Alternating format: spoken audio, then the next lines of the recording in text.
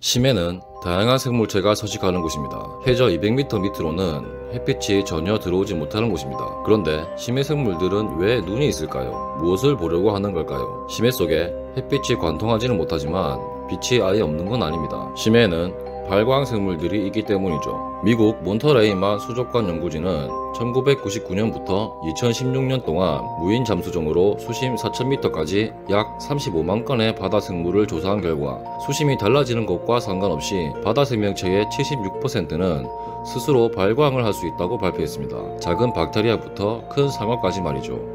지구의 71%가 물이라는 걸 감안했을 때 바다의 76%의 생물이 생물 발광을 한다는 사실은 굉장히 신비롭습니다. 빛을 내는 생물이라고 하면 딱 떠오르는 게 있습니다. 반딧불이죠.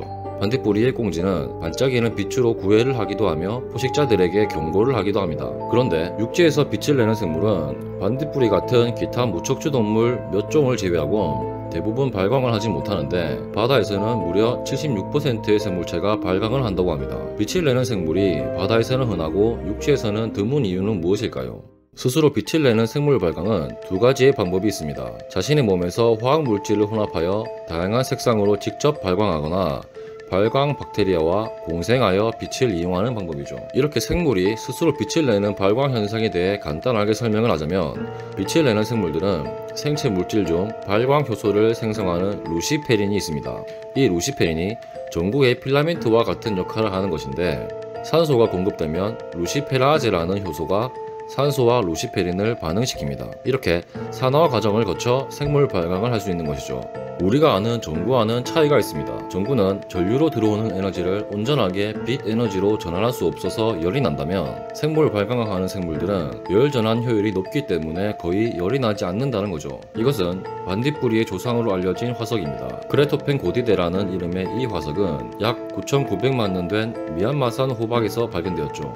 연구원들은 이 조상 반딧불이가 가지고 있는 유전 정보를 역추적하고 루시페라제를 재생산하여 루시페린과 혼합한 결과 최초의 반딧불이는 녹색 빛을 내고 독소를 가지고 있었다는 것을 발견합니다. 아마 최초의 반딧불이는 포식자에 대한 경고로 발광을 하였고 이 빛이 수컷과 암컷 사이의 의사소통 수단이 되면서 다양한 색으로 빛나도록 진화되었다고 추측하고 있습니다. 바다와 육지의 가장 큰 차이는 바다에는 숨을 곳이 없다는 사실입니다. 육지 대부분의 동물들은 포식자들로부터 숨을 수 있게 나무, 풀숲, 바위 등을 이용합니다. 하지만 바닷속은 거의 모든 곳이 개방되어 있는 공간입니다. 물론 바다층에도 암초와 해초 등에 몸을 숨기고 사는 생물이 있지만 바다 전체로 봤을 때 1% 정도가 암초와 해초로 이루어져 있다고 하니 대부분의 생물들은 그냥 바닷속에서 몸을 맡기고 있다고 봐야 하는 거죠. 그렇다면 바다 생물 대부분이 발광을 하는 이유는 무엇일까요? 2016년에 발표된 플러스원의 연구 발표에 따르면 바다의 발광 생물은 약 1억 5천만 년 전인 백악기 초기부터 진화를 해왔고 한두 번의 진화가 아니라 27번의 독립적 진화를 거쳤다고 하는데요. 이렇게 계속 진화하는 것은 생물학적으로 굉장히 중요한 단서라고 볼 수 있습니다. 바다 생물이 발광을 하도록 진화된 몇 가지의 방식을 설명드리도록 하겠습니다. 해파리는 포식자를 피하기 위해 발광을 하는 대표적인 생물입니다. 이건 빛 해파리라고 하는 녀석인데 특이하게도 건드리면 LED 조명과 같은 빛을 발광합니다. 이러한 방식은 섬광탄과 같은 효과로 포식자들을 혼동시킨과 동시에 주위에 다른 포식자들을 끌어들이는 도난 경보기 같은 장치로 보고 있습니다. 이건 카디널 피쉬라고 하는 물고기인데 마치 입에서 스스로 발광 물질을 뱉어내는 것처럼 보입니다. 근데 자세히 보시면 여기 이 작은 동물성 플랑크톤을 패충이라고 부르는데 이 패충이 물고기에게 잡아먹히는 순간 발광을 하여 뱉어내게끔 만듭니다. 만약 카디널 피쉬가 이 패충을 그대로 삼켜버렸다면 카디널 피쉬의 몸 안에서 패충이 빛을 계속 낼 것이고 그러면 더 큰 포식자들에게 눈에 띄니 이 물고기는 뱉어낼 수밖에 없는 것이죠. 바다의 은하수라고 불리는 이 현상을 본 적이 있으신가요? 이 현상은 지름 1mm 정도의 아주 작은 바다벌레 야광충으로 인해 나타납니다. 바다의 수온과 염분이 높아지는 등의 복합적 과정을 거쳐 폭발적 번식을 하게 될 때 파도에 인한 충격으로 발광 현상을 내면서 육지로 씻겨져 나오는 것이죠. 이 또한 건드릴수록 더욱 크게 발광하는 걸 보면 경보기 같은 방어적 역할을 하는 것이라고 볼 수 있습니다. 심해 아기의 경우는 머리끝에 달린 촉수에서 발광을 합니다. 아기가 스스로 발광을 하는 것은 아니고 발광 박테리아를 이용하는 방법인데, 마치 낚시를 하는 듯하게 흔들흔들거리는 이 빛을 보고 끌려오는 고기를 낚아채서 사냥을 하는 것이죠. 여기는 뉴질랜드에 있는 와이토모 동굴이라는 곳입니다. 내부에는 반딧불이처럼 빛을 내는 글로우웜들이 질비하여 있는데 마치 꿈을 꾸는 듯한 황홀하고 환상적인 광경을 선보입니다. 이는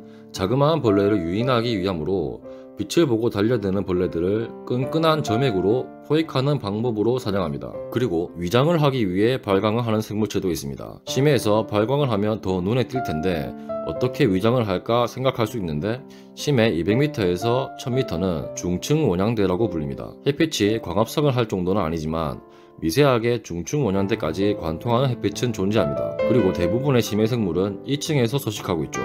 이것은 하와이 짧은 꼬리 오징어라고 하는 오징어입니다. 이 오징어는 박테리아와 공생하여 발광을 할 수 있고, 이는 중층 원양대에서 위장 효과를 줄 수 있죠.